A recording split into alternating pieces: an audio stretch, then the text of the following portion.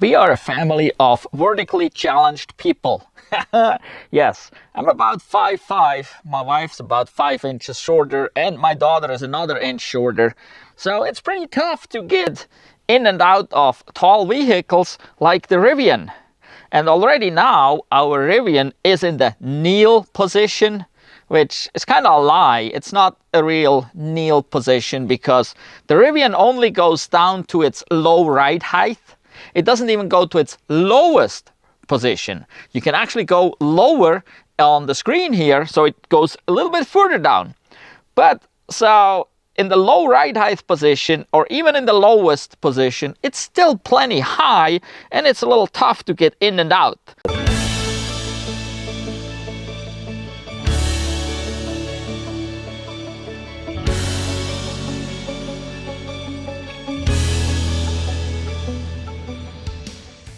Out is not so bad. Out is just here, we got this little bolster on the seat that kind of holds us, that you got to get over, and then you kind of hop out. That's what we have to do in order to get out of this. But then getting in is even worse. How the heck do you get in? I mean, it's usually, you got like a grab handle up here in the front, and you can grab it and pull yourself up. There's no grab handle here. Yeah, there's one up in here on right in there. But how do you grab that and get in? It just doesn't work. I mean, it's not a way you pull yourself up, right? So that doesn't work. So it's, sorry Rivian, but this is a bad design. You have this air suspension. You should be able to just dump the air all the way and bring it really low. That would be wonderful. But at this point where it just goes to its low position, that kind of sucks. So we need some help, because for us getting in here, it's not like we can slide in. So our legs actually touch the car here on the bottom all the time and get dirty. It's always difficult getting in and out. So we got to climb up somehow here, pull on the steering wheel, whatever, slide in like this. And it's just not easy. So that sucks. I'm sorry. So if you're vertically challenged, a family of shorties like we are, you need a solution for that. And I think I found one. So let's take a look. Whoa! Wow! EVBASE running boards! Look at that! Wow! Cool! Yeah! This is the future! Welcome to the future! EVBASE running boards. These are great! Easy to install. These are the ones you want. And we got a link down below in the description for you where you can get those running boards from. But hey, look at this! Wow! This is pretty cool! Hey, did you know this? Look at this! Can you see that gap there? We're all the way up highest, but now I can step on here, woohoo, and in, and out. Ha ha ha! Look at this, in highest ride height, no more problem. EVBASE running boards, that's what you need if you're vertically challenged like we are here. Install those on your Rivian. If you're handy, you can do it. It's not that hard to do. Well, now, well, what? Back to the past, I guess. Welcome back from the future. So now we better get on it and get those running boards installed and work back to the future. I'm going to show you the install on the driver's side. No sense in showing you both sides because the passenger side is basically the same as this side. The same bolts, the same brackets, the same everything. Obviously it's just kind of turned around, right? But there is a manual that comes with those running boards that we're installing today. These are from EVBASE, and these are really cool running boards. They have them for the R1S as well as for the R1T. They used to have them with the letters on it that said R1S and R1T. I don't know that they still do. The ones we have do not have the lettering on them. It comes in a huge box, obviously, because the running boards are one piece, right? Well, there's two of them in there. And then you get a bunch of hardware, some brackets with it. They also give you all the tools, actually. It's just that probably with the tools that they give you, the installation may be a little bit difficult. So I will be using my own tools that I have. I know that works better, but they give you all the tools you would need with this. The installation instructions are there for both sides with lots of pictures, so they're not bad at all. Little fine print, so for my old eyes that is a little more difficult to read. But overall, it's a relatively simple installation. Basically what we do, we get underneath it and we take the plastic covers off that are underneath along the sides, and then we pull some bolts out and to install 3 brackets on each side. We reuse the same bolts, put those brackets up there, and then with the hardware provided, we attach the running boards on top of those 3 brackets. And that's basically it. Unless you want to put these covers back on. So that is up to you. I believe there's 3 covers that come off, and you can set them aside, and whatever, if you sell the vehicle, you can take the running boards off, put them back on, or you just hand them to the new owner, or you throw them away, whatever you want to do. Or you can put them back on. I believe that's another option, but you will have to trim out some of that plastic for the brackets, because obviously the brackets are attached underneath those covers, so you will have to trim some, and then you can put them back on. So we'll see. We'll install them, and once they're on there, we'll look and see if we put those covers back on or not. So well, let's get started. This here is all the stuff, and as I said, it comes with all these tools here.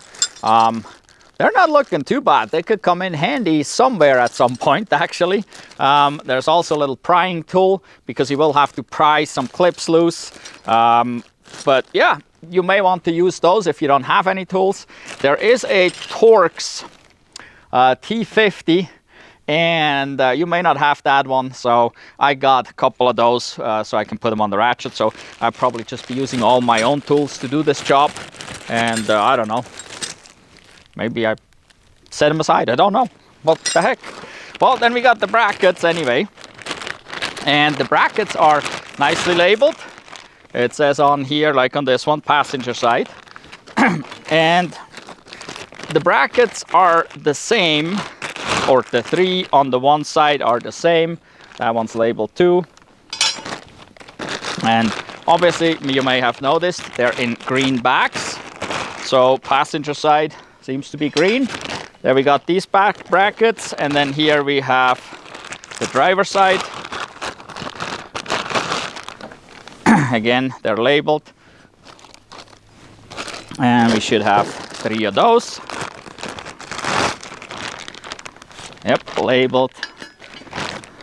And the last one here has a driver side label as well. So that's pretty simple. Then we got a few bolts, washers, and lock washers here. And so that's probably what we need then to attach the running board to the brackets. And we got another bag here with more. There's some special plates in here, and more hardware washers, nuts, and lock washers. So more stuff that we need, and that's about it. And obviously there's a manual, and here is the manual. And as I said, it's got decent amount of pictures in here, lots of pictures. So pretty simple to follow these instructions. And if you can do one side, you certainly can do the other side. So we're just going to do the driver side in this video, and then you definitely can do the passenger side. Now let's open up the box I'm kneeling on, because those are the actual running boards.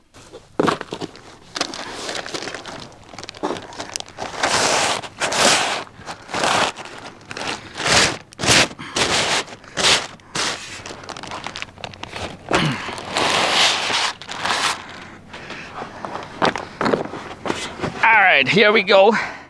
Black, powder coated. They look solid. There is a bar along the outer edge, a solid tube. Yeah, they look nice. They look really good. I heard about some complaints of these rusting and stuff, but I don't know. I think they solved that issue, because yeah, these look really nice, and the powder coated here. Also, the brackets look really good. I don't think there's going to be a rust problem. I mean, yeah, over the years, I guess anything will rust, especially in certain climates. Like here in Montana, they use salt. Other states use certain chemicals, and both of those will basically eat up anything at some point. So rust is to be expected at some point. But these, at this point, these boards look really nice. They feel a little grippy, so they're not smooth. So I think they work wonderful. Well, now let's get under the car and start installing. For us, getting under the car here kind of sucks because we got gravel. So we don't have a nice smooth surface. So I will be putting some cardboard down. That makes it a little bit easier on me to slide in here. Also, when you drop a bolt or a washer, it's easier to find on top of the cardboard than in the gravel. But you don't need a lift. You do not have to jack up the vehicle. You can just get under and work on it. There's a couple ways that can be done. You can just increase the ride height and the vehicle will be higher up and you have more room. If you feel comfortable doing so. Some people don't feel comfortable doing so. In case the vehicle would lower, there is a chance of getting hurt, I guess. Even though the vehicle doesn't go very far down, there is plenty of room for the body under there. And that's probably what I'm going to do. You could also, if you have ramps that are strong enough to hold this vehicle, you can drive it up on ramps. You could use a floor jack, raise it up and set the wheels down on blocks and then deflate, set it to the lowest ride height. Whatever works for you, what you feel comfortable with. So since there's plenty of room, we're now in the low ride height here and it will only go down about another inch or so. So I feel comfortable actually just raising that up on the screen to the highest setting. And then I will be working on this. Even if that air suspension drops, it only comes down a few inches and there's still plenty of room for me, even with this belly, not a problem. Adjusting the ride height is done here on the screen. There's that chassis looking thing with the 4 wheels. You tap on it and then you get the options over here. And right now you see them grayed out, so I can't do anything. The vehicle is basically turned off. Over here on the dash it does say press brake to start.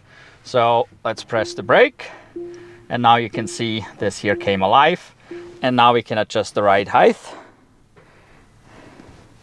and then we can go up to standard and you just gotta wait till all the clicking and everything stopped and then you're higher. So standard is not the highest option actually. It goes higher, but while you're on road it doesn't let you go higher. But if you go to off-road, you choose you're going off-road, now the ride height goes high. Now I can hear a compressor, all kinds of stuff going on, and so it has to pump up those airbags and that takes a little bit. So we'll wait here till it's up there. So the screen here, it stopped blinking. I can still hear the compressor go. That means the air system is low. Now the compressor turned off. And you can see the yellow or amber line there is not all the way up. Now we go to ride height highest. Compressor comes back on, it's blinking. And now the car turned off, but it's still going. We can turn the car back on too. It doesn't see my key right now.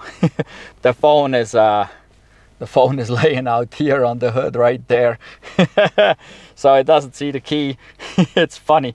All right, so it turned on, the compressor is going here. It's still going up to highest. And then as soon as we are up there, this takes a little bit. The Rivian is pretty slow with adjusting. It has a very low air volume reserve tank, but a relatively high air volume in the suspension. So the compressor needs to come on frequently, and it's not really a high output compressor, so it takes a little to get it up there. So you got to give it some time.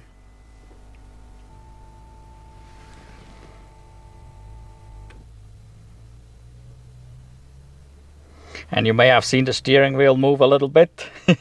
So as the suspension comes up, it sucks the wheels in a little bit.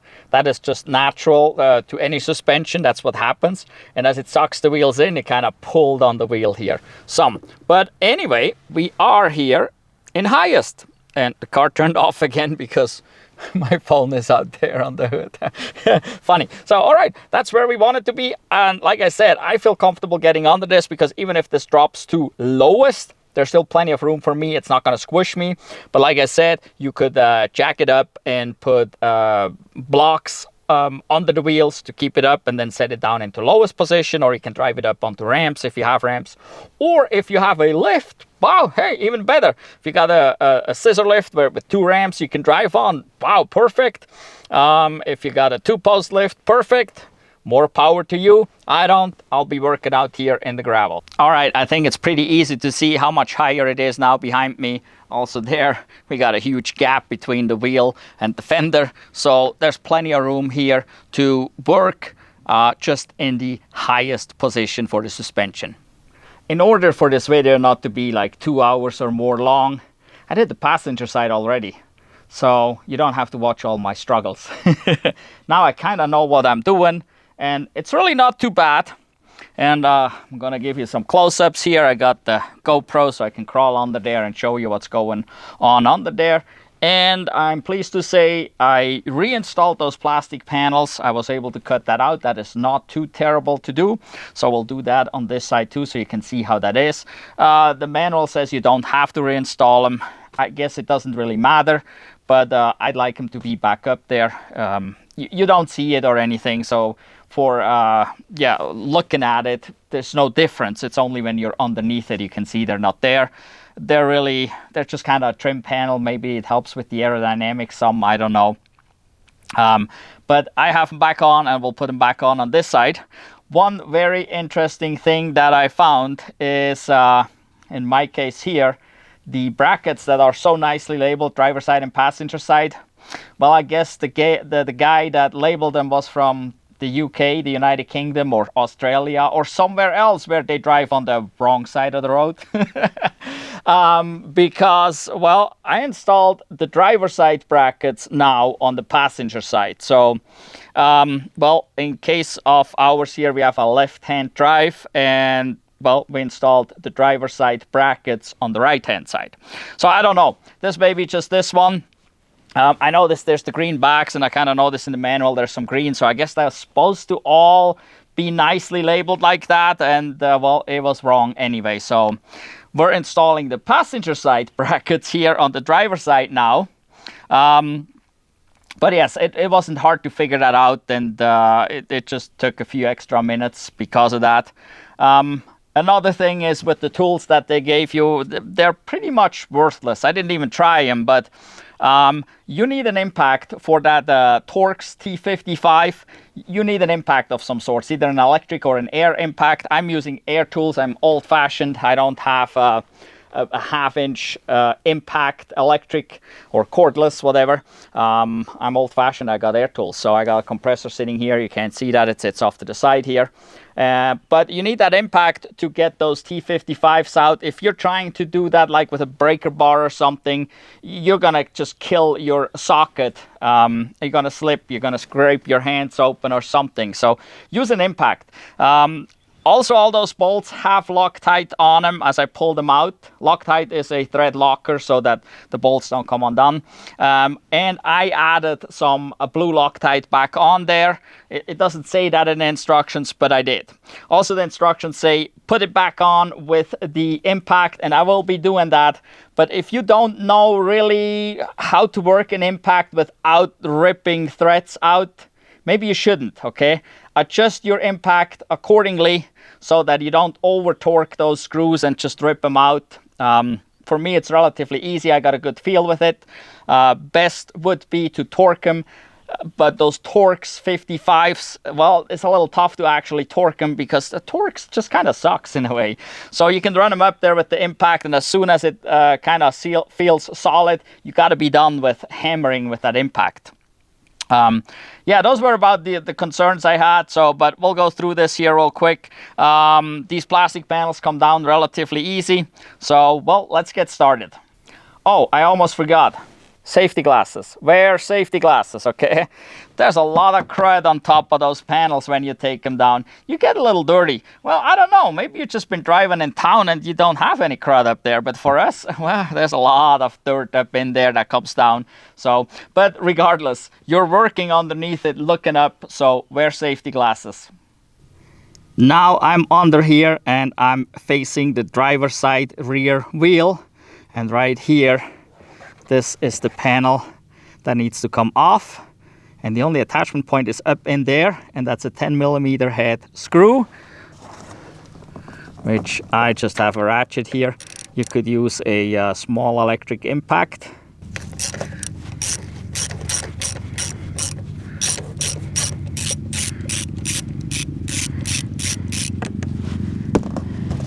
Alright, here we go. The first screw is out. This one has Loctite as well, so we'll put a little Loctite back on there. So now that we have this one down, we can't pull the panel down all the way right away, so we can pull a little bit. There's a lot of dirt, so you pull a little bit, it comes loose here, and then on the outside here we have some clips, and that's a little bit harder. So for that I need to have two hands, and then we can pull that down, and then I can show you the clips.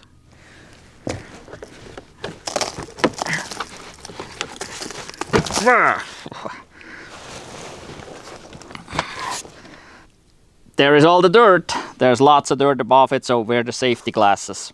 All right, so this is what's just pushed in here and here towards the back. Then here, that's where the screw was, and then here is a clip.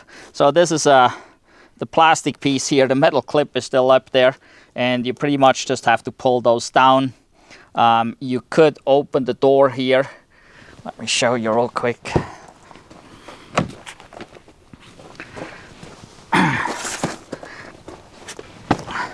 So this is the clip right there. So if you open the door, you can get a little access here.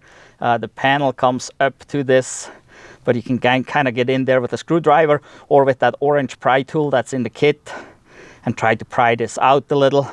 Or you can just get, if you get your hand in there like I did, you can just kind of pull, jerk down on the panel, and that usually comes out. Most of the time these clips come out with the plastic panel. It doesn't matter, either way you can get it back up there. So now we got to get to the next panel. Okay, looking at the front panel here, now we're looking forward. This is the front wheel driver's side, and here we got four. There's a 10mm head bolt here, 10mm head bolt up there, and then we got a T20 and a T20 right there. So we got four bolts here, and so we need to take this front panel off, and then at the end we'll take the middle panel off, and the middle panel doesn't have any screws or bolts. So we got to get these four off, and then we basically work it the same way as the rear panel to get it off.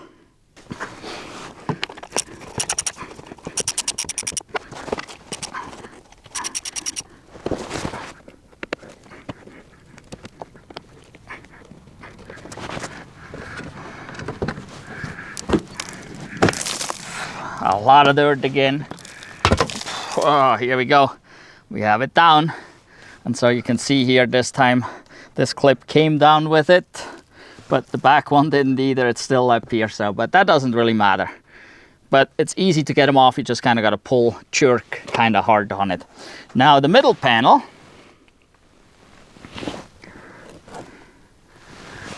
So this middle panel here,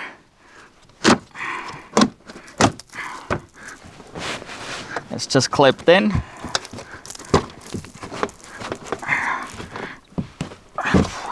This one is the toughest. Maybe let's see if we can start from the back.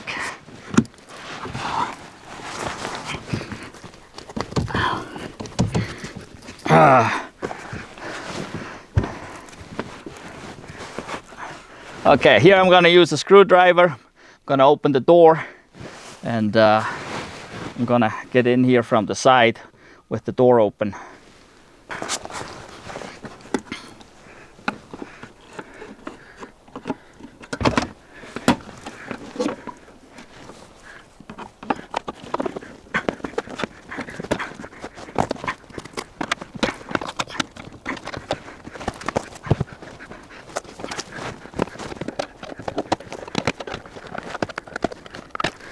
All right, got it down.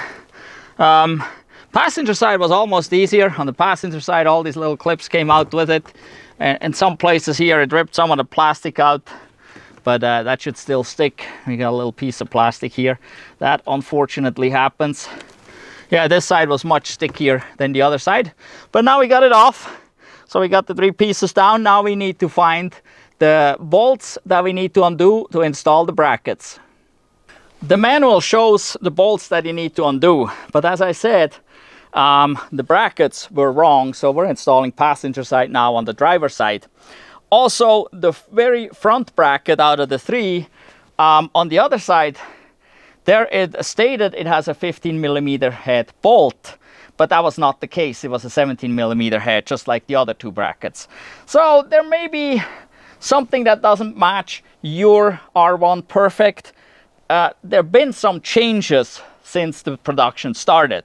They're not major, but that may have to do with this like bolt being labeled wrong. So, but that's no big deal. As long as you can attach them properly, you can just hold the bracket up there. I mean, these two holes here, those two slots have to line up with two bolts, and this here, the outer one, always goes on one of those big old Torx head bolts, and then this goes usually on a 17mm head bolt. So it's not too hard to figure out where they go.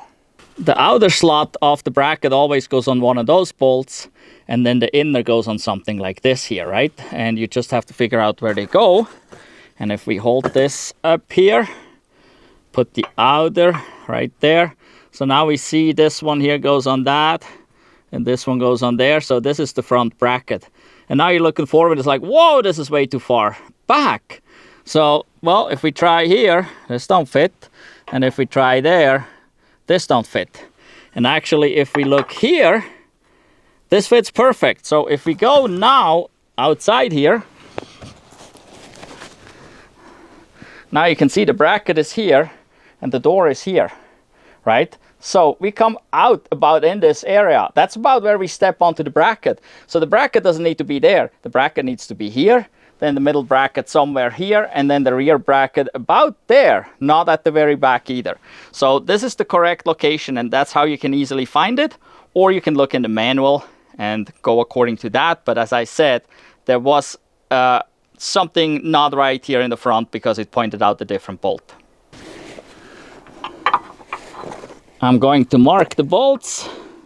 It's this one here and this one. Then I move further back. So there is, this one fits. So it's probably this here and this. And then we'll go further. This one fits. And what else? And I got another one back here. That fits. All right. So now here, I got a couple of them. So I got this, this, and this. So I'm gonna take probably the one further back here rather than this one here. So this would be a little far forward right here. Again, you can verify with the manual. The manual does point out, you can see those plates in the picture on the manual, and you'll see that this one and this one here are on the plate, and then the front one is not. So, well, now we got to get those bolts out, and these here, like I said, you need to use an impact. Don't use a breaker bar or something. Chances are that you're going to break your T55 tool, your socket or whatever you're using, because the torque, well, those sockets really don't like the torque. They can handle the impact and break those loose, and then it's easy to go. Same thing here, you can use an impact to get them out. That makes life a whole lot easier. Here we go, I'm using air impact with the T55 socket to get those tough ones out, and then I'm going to use a 17mm socket for the other ones.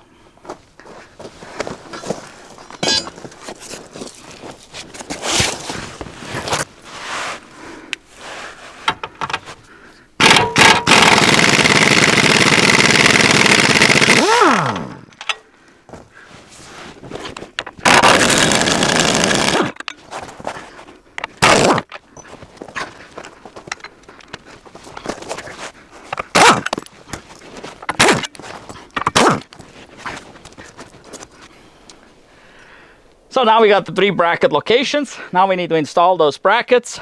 And as I said, I'm gonna put some Loctite, some thread locker back on all these bolts just to be safe, since we don't really torque them in this case.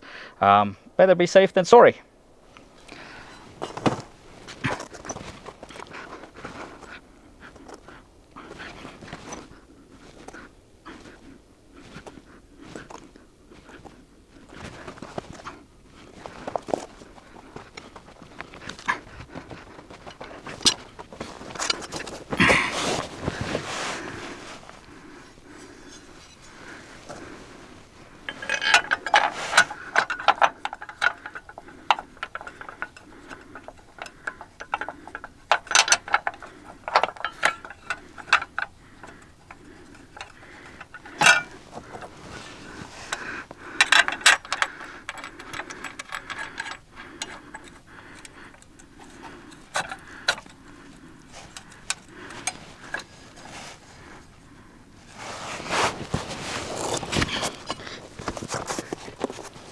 Now you got the slots here, so you can kind of move this a little bit, and so you could go a little wrong way, whatever way, in and out. So I'm just kind of trying to pull it as far out as possible, and so that it's at a 90-degree angle to the vehicle, and then you just tighten it up. There's enough room here with these slots with the running boards when you attach them, so it doesn't have to be 100% perfect. But like I said, just pull it kind of straight out, make sure it's about 90-degree angle to the vehicle, and you should be fine.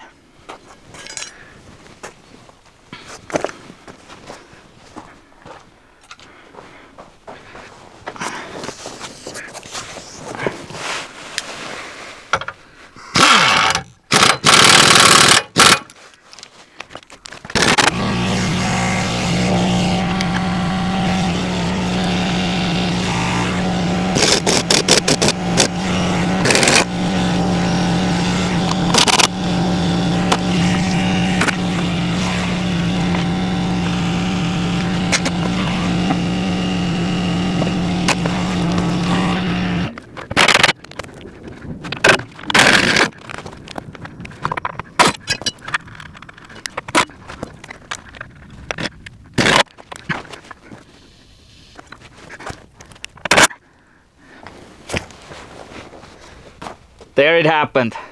It stripped the Torx. Yeah, these Torx are just kind of junk. I don't know why so many other manufacturers really use them. They're supposed to have multiple points to grab on. Yes, they do, but the points are so small they strip out way too easy. So, well, good thing I got more of those, so I can get this bolt done.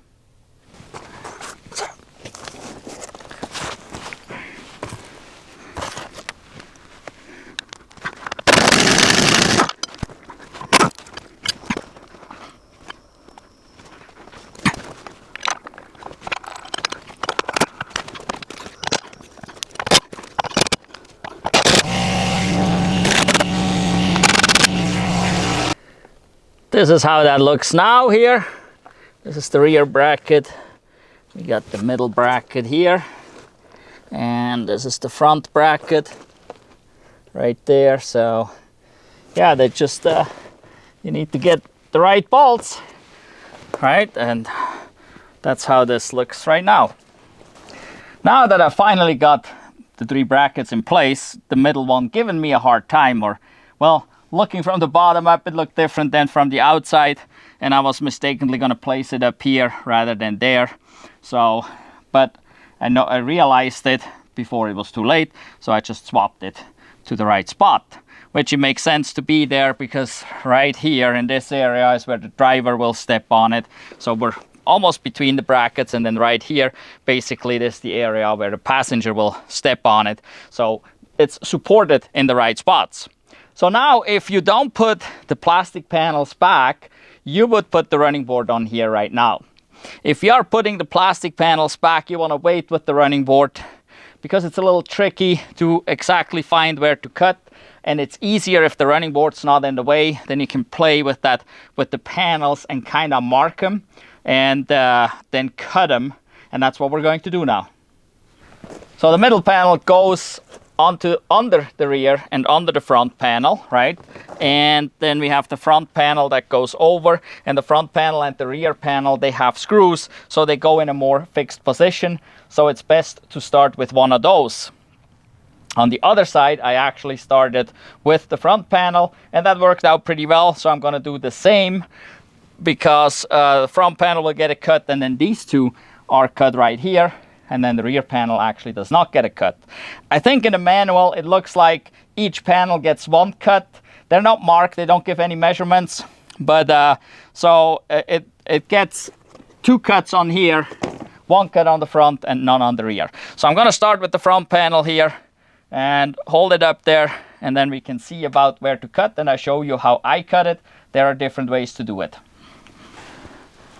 So we got these parts here that slide into the slots on the vehicle, and that pretty much gives us the alignment.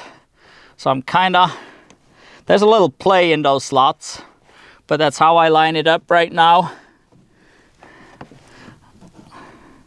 as good as possible. And then that brings us here, and then I press up on it. And that leaves these indentations on here. And that gives me about an idea where I was. And on the other side, I was pretty close to this clip right here.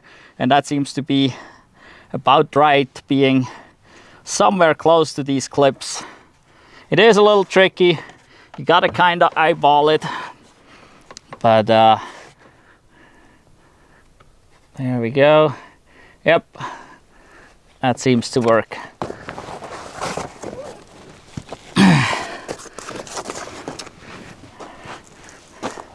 So we need a slot so we can slide that over the bracket. So we need to cut from the back side in. You could cut from the outside and slide it from the back, from the inside towards the out, but then you'll see a cut here probably. Well, if you look, you can barely see these panels anyway.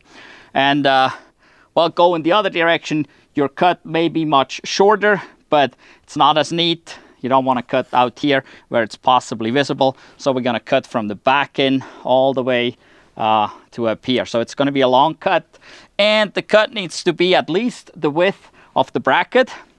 And because we need a little wiggle room, it's probably going to be a little bit wider. And since we just eyeball all this, it'll be a little wider for sure. What I'm using to cut is this little angle grinder here. This is a 3-inch angle grinder, air. You could use an electric angle grinder. The blade is about half the width of what we need. Some of that stuff here will melt, and once I have a cut, it's almost the width we need. And so once I have one cut, I'm probably going to try and see if I'm about in the right position with the panel. And then according to that, I cut on one or the other side to correct for it a little bit.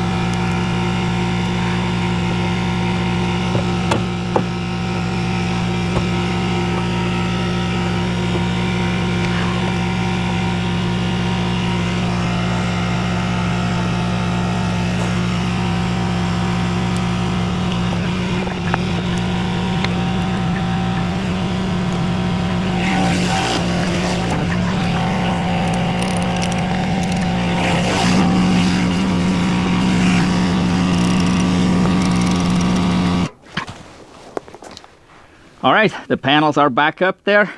I'm going to show you at the end how that looks like with all these cuts and everything. But now we're going to put the running board on. For that, we obviously need the running board and some hardware.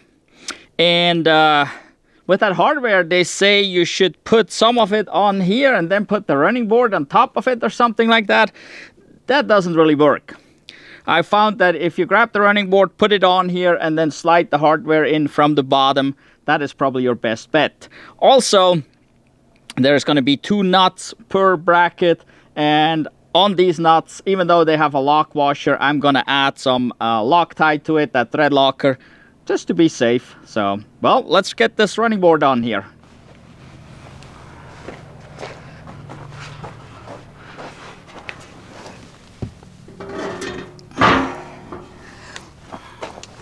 The manual said something about these being site-specific and labeled. They're exactly the same. I didn't see no difference at all. So I don't think it matters.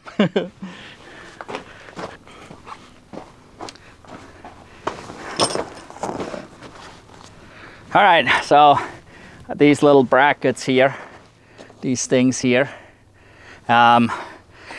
I think the manual says to put those on the bracket first and then put the running board on, but then you can't actually slide it in on the running board. So, and the running board sits nicely on there, so you might as well just now slide them in and lift the running board up a little bit, and then they go down into the bracket.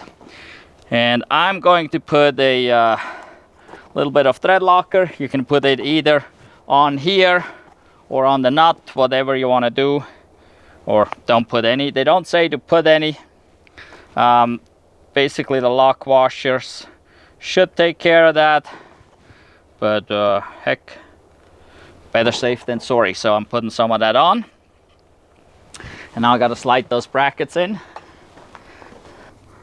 So you can see right here and here, that's where we need to go with those brackets. So you just slide them in like that. And then you can slide them over to this bracket, and then you just lift the running board up, and so these bolts then can drop into the slots on the bracket.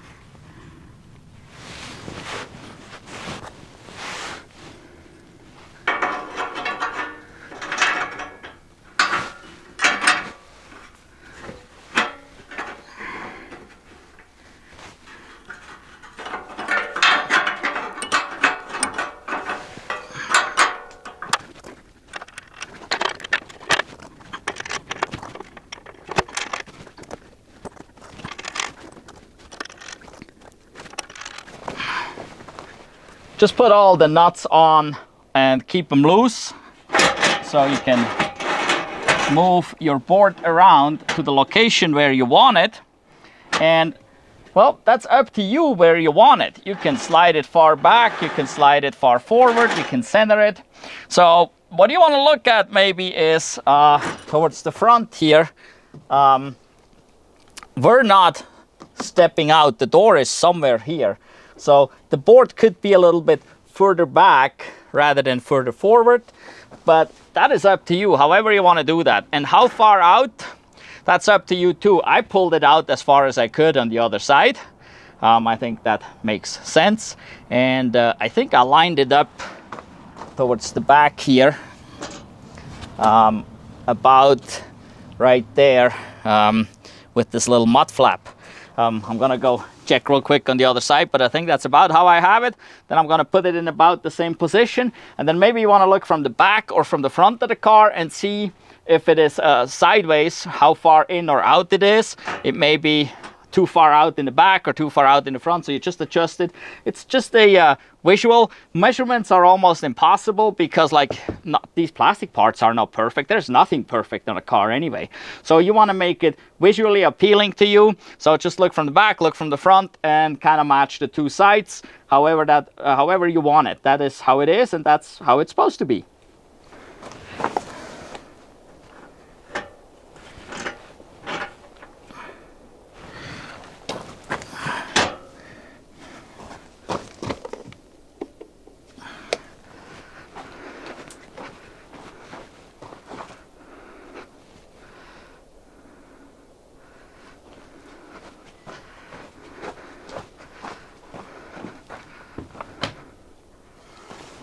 So I found the position, matched it to the other side. I have it a little further back. I didn't space it just on the black plastic. I kind of lined it up with the little mud flap back there. And I like it that way, and it looks like it's straight if I look from the back and the front. So now I gotta just tighten those nuts, double check it, and then we gotta see if they actually work and we can step on it.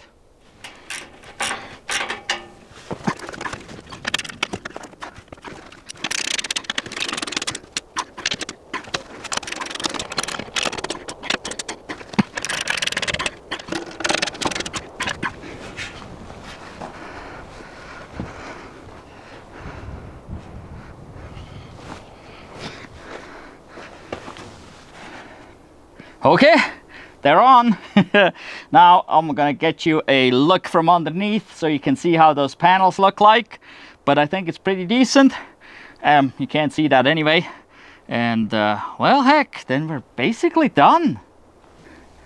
So here's my cut through the bracket there, and then the cut ends right there.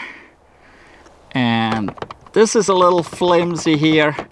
I don't know that it was much better before because this goes all along the way here. So I don't think the cut is really too much cause of that. We got the second cut right here. And then up here we got the front panel.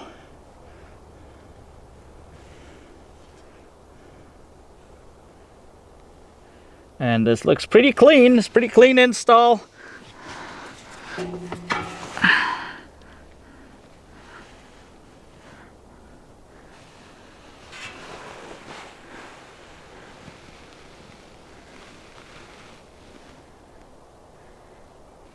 Yeah, it's not too bad. Take your time when cutting. You can always cut more, but you can't undo the cut. So be careful with that. Take your time there. Now let's see here. Whoa, solid. 100% solid. Wow, this is good. And the bracket is right here, right in the middle of the door, basically right where one steps. We got a bracket here and a bracket here. So we got a bracket right here and there, so it's properly supported in all the right places. So I think these running boards from EVBASE get 2 thumbs up from me. I like the looks of them. The installation is not too bad. I installed lots of stuff, many different things in my lifetime, and I tell you what, instructions always kind of suck and they're never really right and stuff, but these were not too bad. I think this is a good DIY project for somebody that is a little bit handy. It's really not a big deal to do that. Cutting the panels is probably the worst part. And I think now we arrived back to the future. That installation wasn't too bad. Yeah, there were a couple hiccups. That happens always when you do installations like that. Manuals are never perfect. Cars change frequently and the product is always lagging a little bit behind, but it always works, it fits. And these boards are super strong, powder coated, look really good. They match the black plastic trim we have on here, and they don't move at all when I step up on here. I mean, I can shake the car real easy, so they're really great. And everything's back on there. We even got the panels back on there. So that is really cool. So if you're interested in those EVBASE running boards, there's a link down below in the description and a coupon code for 20% off. So go to EVBASE's website for those running boards. They also have all kinds of other stuff. They have a mat or have mats for the Cybertruck. We got one in the bed of our Cybertruck. There's also a link down below. Check out the EVBASE website. They have lots of cool stuff. And as I said, there's a discount code down below for 20% off. RMT Family is your discount code that gets you 20% off at EVBASE for Rivian running boards, mats for the Cybertruck, or other accessories. So go check them out. Really cool company.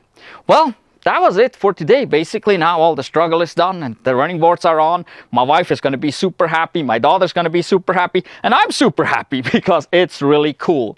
Well, make sure you are subscribed to our channel. If you haven't subscribed, you should, because we got lots of cool stuff. We have stuff with the Rivian, stuff with the Cybertruck, stuff with the Model S, with the Model 3, with the Chevy Bolt, all kinds of different things.